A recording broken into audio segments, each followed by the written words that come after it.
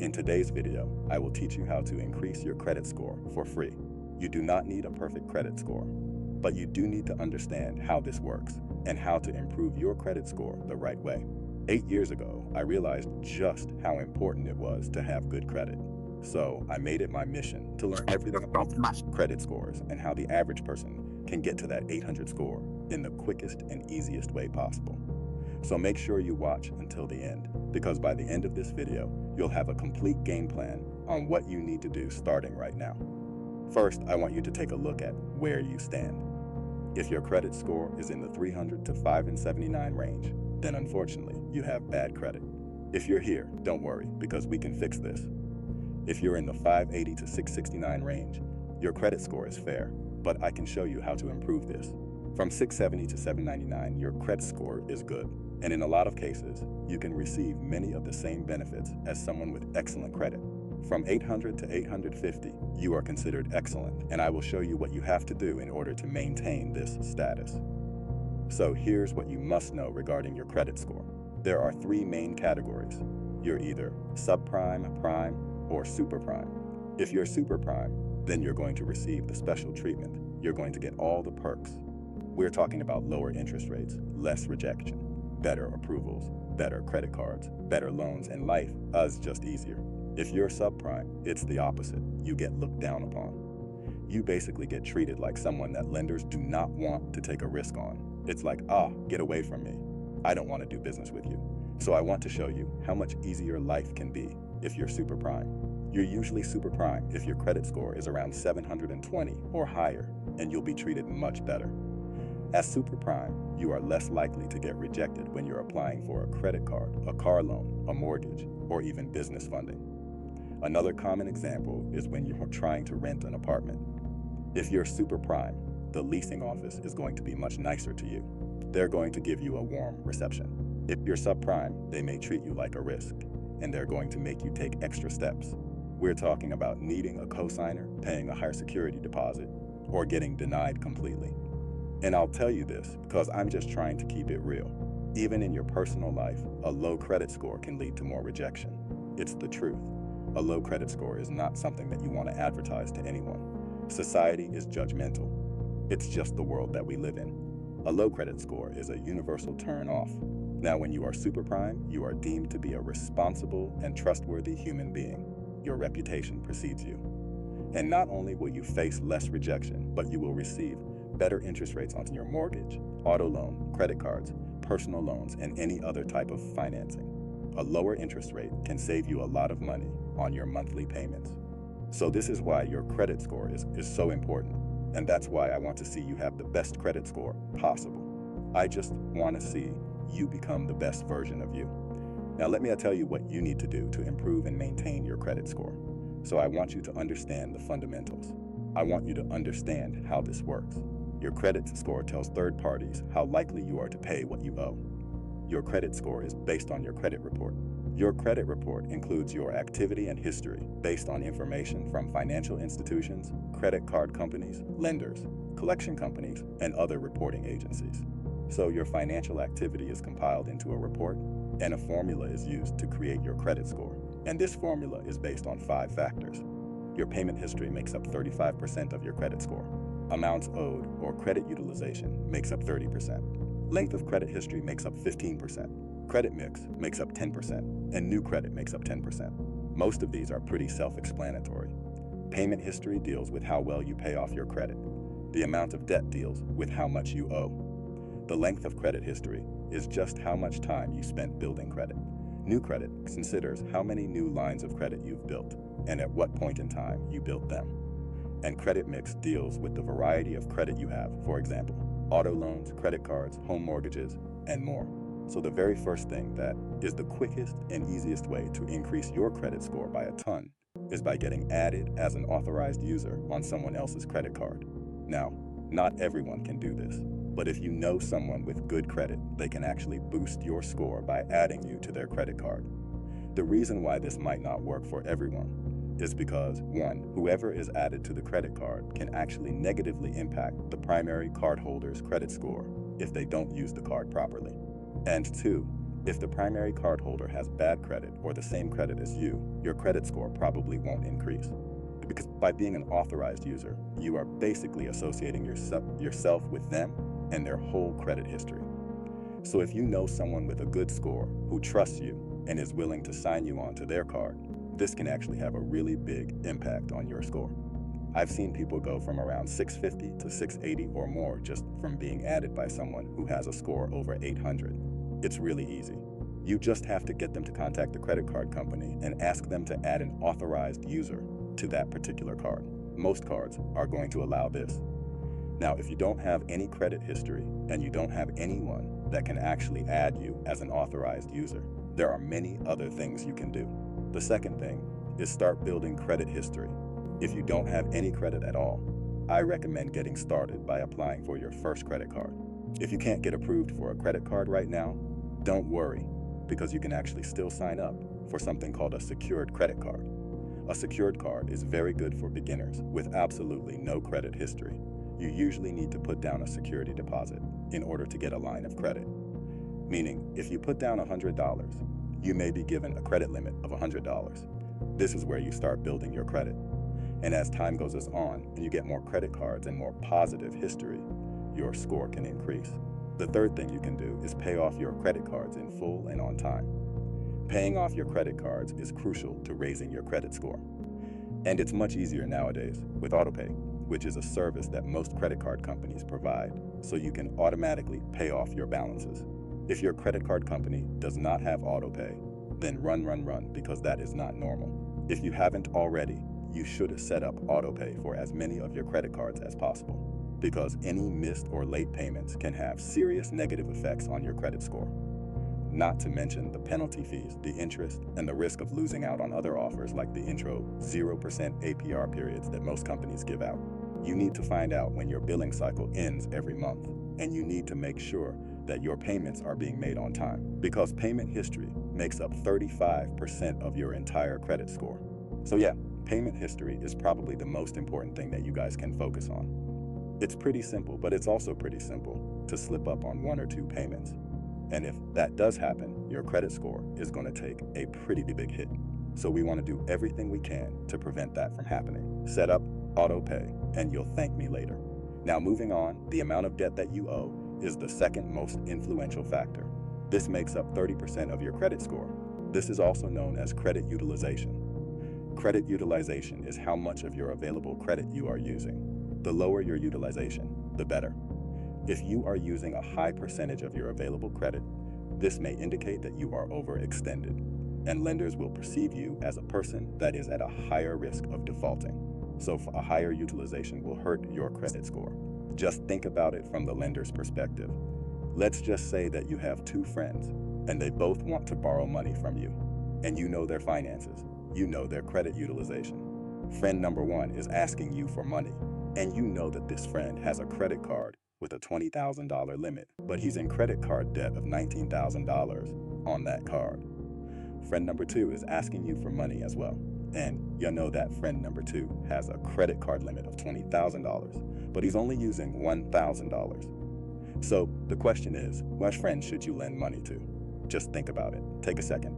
The correct answer is neither, because you should be financially responsible and not expose yourself to unnecessary risk like that.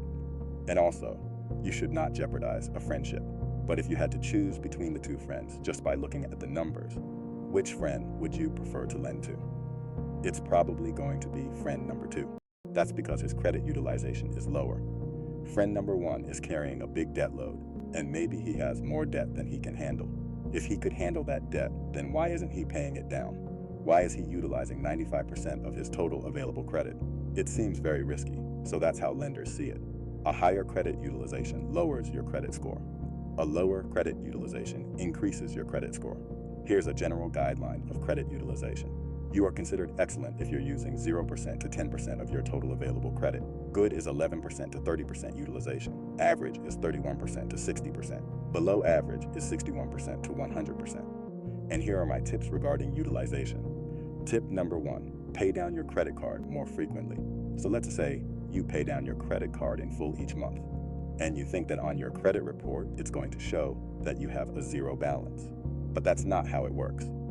Your credit card company will report to the credit bureau your balance due on a specific day.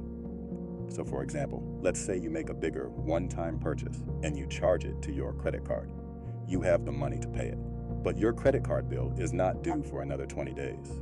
So you decide to make the payment later. But before you make the payment, your credit card company submits your activity to the credit bureau.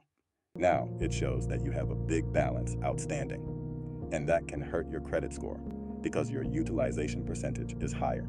Even though you were going to pay the credit card bill on time and in full, the information was reported before you made the payment. So after that, the solution is simple. Make credit card payments on your app multiple times every month if you can. I understand that not everybody has that luxury, but if you can, that is one solution to this problem. My tip number 2 is do not close down unused credit cards. Keep your credit cards open even if you're not using them.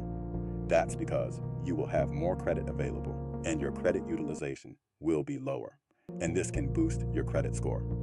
Please be aware that some credit card companies will cancel your card for inactivity. But to solve that problem, just use the card occasionally or hook up one of your monthly subscriptions to that card. Moving on to the third most influential factor in your credit score, which is your length of credit history. This makes up 15% of your credit score.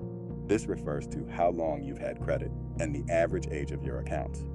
A longer credit history is good for your credit score because this shows that you have more experience using credit.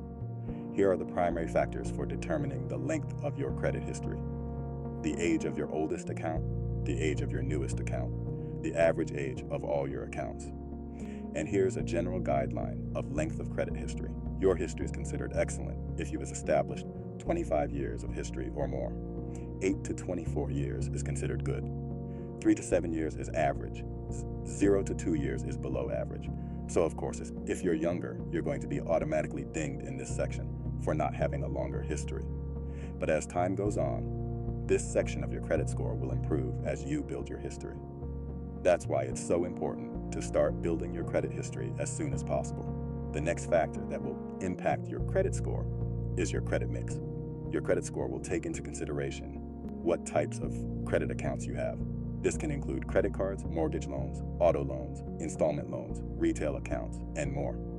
Having a mix can boost your credit score because it demonstrates your ability to successfully manage different types of credit. But honestly, don't worry about this too much. In order to be super prime, it is not necessary for you to have every single one of these loan types. Therefore, do not go applying for different types of credit just to boost your credit score.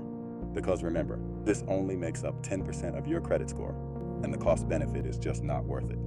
The last factor that impacts your credit score is new credit. This is very important for you to understand because you will run into this situation multiple times in your life.